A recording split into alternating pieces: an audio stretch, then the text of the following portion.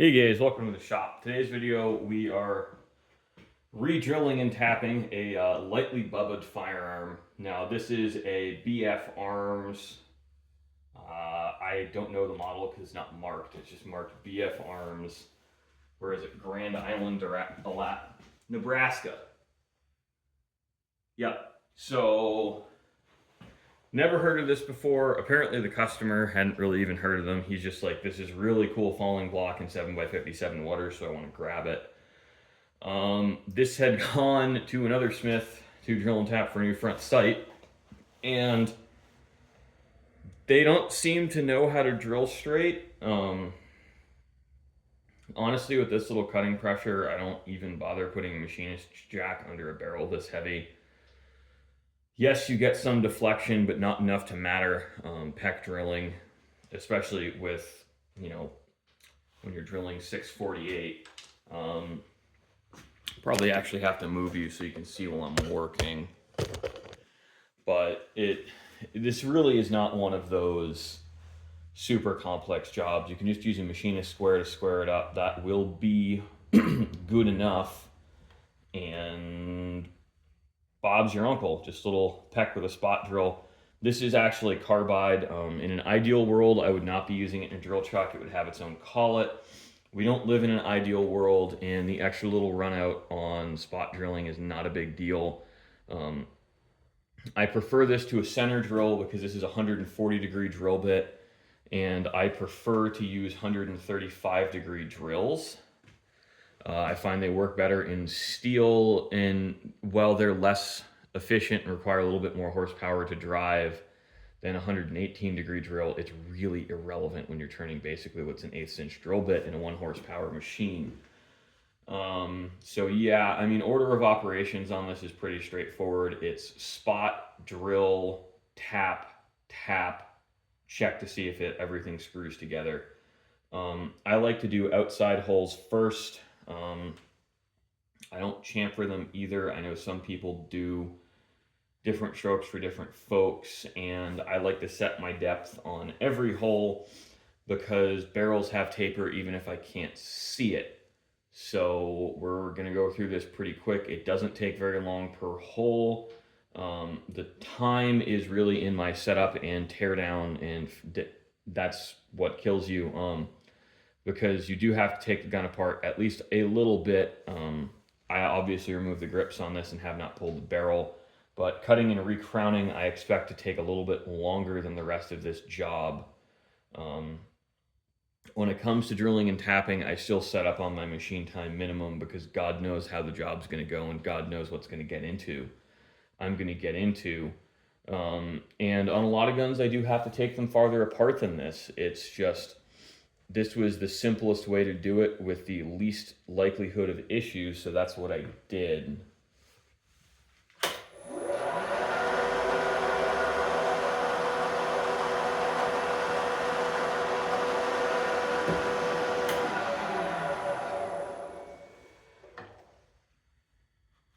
So I'm going to put this guy back in his tube because these little carbide drills really are not cheap, and I don't have a good way to resharpen carbide drill bits. I have good ways to resharpen carbide end mills and regular drill bits, but I also really just don't want to deal with dull carbide. I've stopped sharpening carbide in the shop because frankly it is just so toxic and makes such a mess in the shop.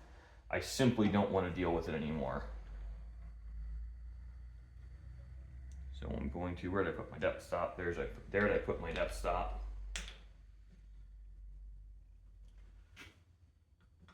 Yep, so we've got about 20 thousandths of gap. So all I need to do is dial in 100 thousandths.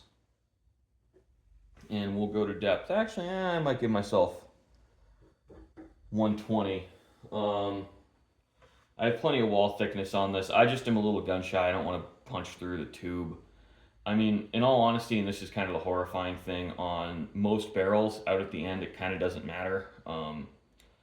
There's a lot of people who don't even fully plug gas ports on like the 7400s and 742 Remingtons. it's not ideal, but it's not really going to negatively impact accuracy either. Obviously, you know, we wouldn't have sub-minute of angle AR-15s if that was the case.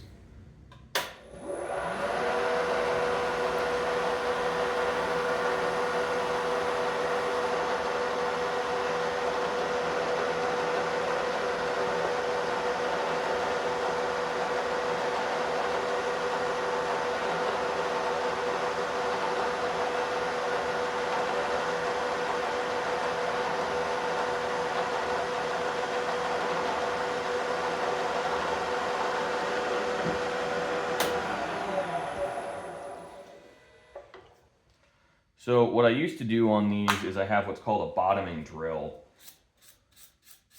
And I used to use that to flatten out the bottom of the hole to give myself enough clearance. What I actually did is I just grind all the taper off of a tap, and I have a super pooper bottoming tap. I actually start the hole on these with bottoming taps. I found that to be more than sufficient.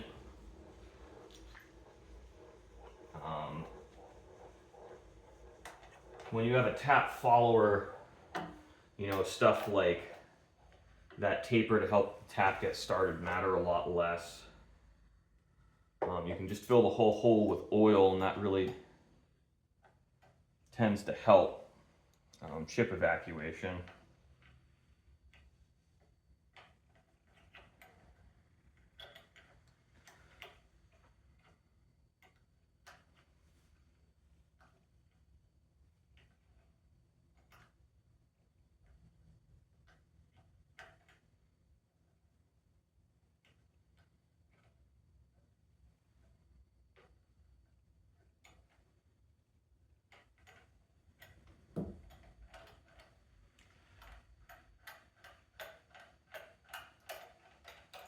So, I mean, there's your first hole,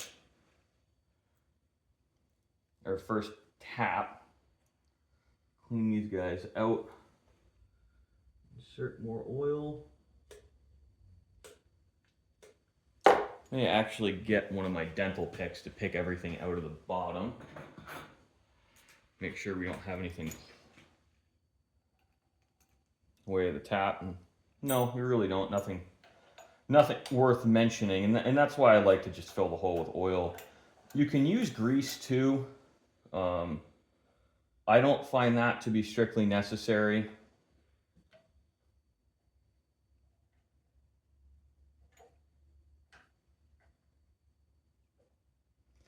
One of the things I do like about through holes is I can use a gun tap and just run straight in. I don't have the stomach for power tapping holes this small. I really am not brave enough to do anything smaller than a number 10 power tapping. And a lot of that, guys, is obviously being anxious. There are a lot of people who do it, but there's also a lot of people who just won't power tap in general. So different strokes for different folks. I'm gonna pop back on my other workbench when I have everything wrapped up, and we can talk more about this gun. I think it's a pretty interesting job. But obviously the drilling and tapping is really just the easy part of this job. That generally goes fairly well, and we don't have many surprises. So thanks for watching, guys.